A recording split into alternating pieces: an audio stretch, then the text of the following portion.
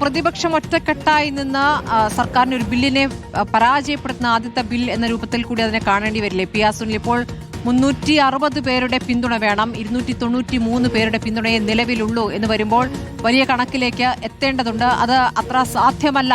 അങ്ങനെ പ്രതിപക്ഷത്തിന് മുന്നിൽ ഭരണപക്ഷം മുട്ടുമടക്കുന്ന ഒരു വിഷയമായി ഇത് മാറുമോ സുനിൽ? അതിനുള്ള സാഹചര്യമല്ലേ ഇപ്പോൾ ഉരുത്തിരിഞ്ഞത്? സ്മൃതി, ഗുഡ് മോർണിംഗ്. ഈ ബില്ല് കേന്ദ്ര സർക്കാർ കൊണ്ടുവരുന്നത് പ്രത്യേക രാഷ്ട്രീയ ലക്ഷ്യത്തോടെയാണ് എന്ന പ്രതിപക്ഷ ആരോപണങ്ങൾ വേണമെങ്കിൽ ശരിവെക്കുന്ന തരത്തിലാണ് ഇപ്പോഴത്തെ വിലയിരുത്തലുകൾ വരുന്നത്. നമുക്കറിയാം, ഇപ്പോൾ സ്മൃതി ചൂണ്ടിക്കാണിച്ചതുപോലെ തന്നെ 60-ലധികം അംഗങ്ങളുടെ പിൻബലമുണ്ടെങ്കിൽ മാത്രമേ ഇനി കേന്ദ്ര സർക്കാരിന് ഒരു 2/3 ഭൂരിപക്ഷത്തിലേക്ക് എത്താൻ സാധിക്കുകയുള്ളൂ.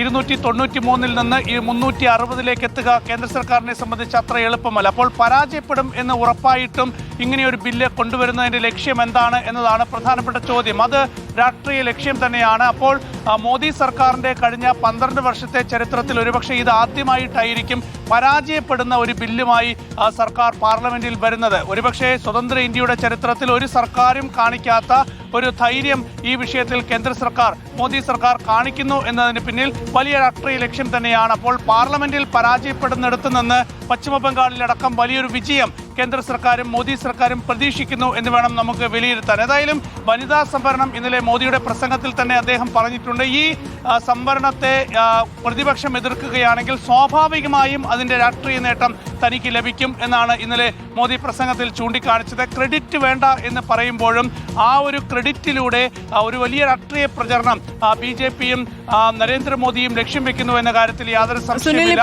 ഈ പ്രതിപക്ഷം ഒറ്റക്കെട്ടാണ് എന്ന് തന്നെ നമ്മൾ ഉറപ്പിക്കേണ്ടേ? കാരണം തൃണമൂൽ കോൺഗ്രസിലെ മുഴുവൻ എംപിമാരും വരില്ല. അത് കോൺഗ്രസിൽ രാഹുൽ ഗാന്ധി നടത്തിയ പ്രസംഗത്തോടുള്ള എതിർപ്പ് തുടങ്ങിയ വിവരങ്ങളൊക്കെ വന്നിരുന്നല്ലോ.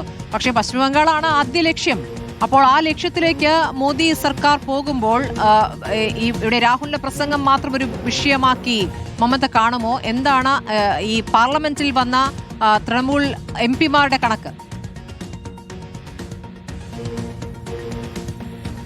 സ്മൃതി, എല്ലാ പാർലമെന്റ് അംഗങ്ങളും സഭയിൽ എത്തില്ല എന്നൊക്കെ തൃണമൂൽ കോൺഗ്രസിന്റെ സാഗരിക ഘോഷിനെ പോലുള്ള നേതാക്കൾ ചൂണ്ടിക്കാണിക്കുന്നുണ്ടെങ്കിൽ പോലും ഈ വിഷയത്തിൽ ഒരുപക്ഷെ തൃണമൂൽ കോൺഗ്രസ് സർക്കാരിനെതിരെ വോട്ട് ചെയ്യാനുള്ള സാധ്യതയുണ്ട്. അങ്ങനെ വന്നാൽ ഒരുപക്ഷെ ഇനിയിപ്പോൾ തൃണമൂൽ കോൺഗ്രസ് മാറി നിന്നാൽ പോലും സർക്കാരിന് അംഗബലം ഉറപ്പിക്കുക എളുപ്പമാകില്ല എന്നതാണ്.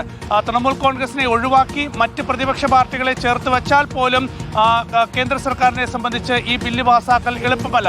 അതുകൊണ്ട് തന്നെ ഏത് വിധേനയും, കാരണം 60-ലധികം അംഗങ്ങൾ, 67 അംഗങ്ങളുടെ പിൻബലം സർക്കാരിന് ഉറപ്പാക്കേണ്ടതുണ്ട്. അപ്പോൾ തൃണമൂൽ കോൺഗ്രസിന്റെ അംഗങ്ങൾ മുഴുവൻ മാറുന്നാൽ പോലും അത് പ്രതിപക്ഷത്തെ സംബന്ധിച്ച് ഒരു പ്രശ്നമാകില്ല. ഏതായാലും പ്രതിപക്ഷ പാർട്ടികൾ ഒറ്റക്കെട്ടായി നിൽക്കാൻ തീരുമാനിച്ചിട്ടുണ്ട്. ഇന്നലെ ചേർന്ന ഇന്ത്യ സഖ്യത്തിന്റെ യോഗത്തിൽ ആ തീരുമാനം എടുത്തിട്ടുണ്ട്. നേരത്തെ നോബൽ ചൂണ്ടിക്കാണിച്ചതുപോലെ തന്നെ ഈ ബില്ലിന്റെ അവതരണത്തിന് പോലും കേന്ദ്ര സർക്കാരിന് 2/3 ഭൂരിപക്ഷം ഉറപ്പാക്കാൻ സാധിച്ചിട്ടില്ല എന്നതാണ്. 186 അംഗങ്ങളാണ് ഇന്നലെ ഒന്നിച്ചു നിന്ന് ബില്ലിനെതിരെ വോട്ട് രേഖപ്പെടുത്തിയത്. അവിടെ പോലും സർക്കാർ പ്രതിസന്ധി നേരിട്ടതാണ്. അപ്പോൾ തുടക്കത്തിൽ തന്നെ സർക്കാരിന് വ്യക്തമായി അറിയാം ഈ ബില്ല് പരാജയപ്പെടാൻ പോകുന്നു എന്നത്. അപ്പോൾ ഇന്ന് വൈകിട്ട് 4 മണിക്ക് കേന്ദ്ര ആഭ്യന്തരമന്ത്രി അമിത്ഷാ ബില്ലിന്റെ ചർച്ചയ്ക്ക് മറുപടി പറയുകയും തൊട്ടു പിന്നാലെ വോട്ടെടുപ്പിലേക്ക് നീങ്ങുമ്പോൾ ഇത് പരാജയപ്പെടാൻ വേണ്ടി കേന്ദ്ര സർക്കാർ വെക്കുന്ന ഒരു ബില്ല് എന്ന നിലയിൽ തന്നെ നമുക്ക് പരാജയപ്പെടാൻ വെക്കുന്ന ബില്ലാണെങ്കിൽ പോലും ഇതാ വനിതാ സംവരണം ഞങ്ങൾ കൊണ്ടുവന്നിട്ട് അതിനെ ഇതാ പ്രതിപക്ഷം ഒറ്റക്കെട്ടായി എതിർത്തു എന്നുള്ള കാലാകാലം പറയാനുള്ള ഒരു വാദം കൂടിയാവുകയാണ്. അതാണ് കേന്ദ്ര സർക്കാർ ഉദ്ദേശിക്കുന്ന കാര്യം. അതാണ് ഇന്നലെ പ്രിയങ്ക ഗാന്ധി പാർലമെന്റിനകത്ത് ചാണക്യബുദ്ധിയിൽ, ഇതിൽ അമിത്ഷായുടെ ചാണക്യബുദ്ധിയിൽ ഉരുത്തിരിഞ്ഞ ആലോചന എന്ന് ചിരിച്ചുകൊണ്ട് പറയുകയും ചെയ്തിരിക്കുന്നത്. നോബൽ മാരിക്കാരനും ഒപ്പം തന്നെ പി ആർ സുനിലുമാണ് വിവരങ്ങൾ നൽകിയത്.